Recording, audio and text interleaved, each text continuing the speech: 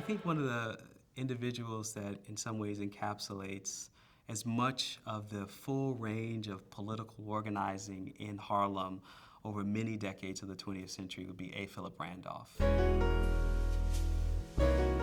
Here's a man who comes into the fullness of his calling first as a socialist. He is the co-editor of a magazine called The Messenger, advocating for taking down capitalism as really the only true road to racial equality, which eventually leads him to union organizing.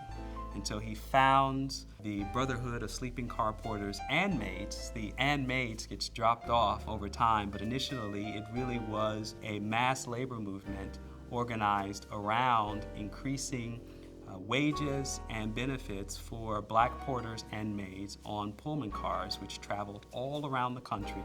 A. Philip Randolph also is the broker of the March on Washington movement, which is a threat posed to Franklin Delano Roosevelt to integrate the defense industries that were taking advantage of black migrants coming out of the South in response to the opportunities of World War II. And so with the threat of 100,000 black people marching on Washington in 1941, Franklin Delano Roosevelt preemptively signs Executive Order 8802, the Fair Employment Practices Commission. Randolph eventually supports Martin Luther King, the young Baptist preacher in the mid-1950s, and ultimately leads to being the lead planner of the March on Washington in 1963.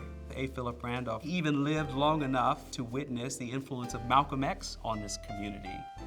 So if you just take A. Philip Randolph, that one life rooted here in this community, in all the different philosophies and ideological approaches that he took in trying to move the needle on civil rights in this country, you get a wonderful sense of the richness of ideas that were in circulation.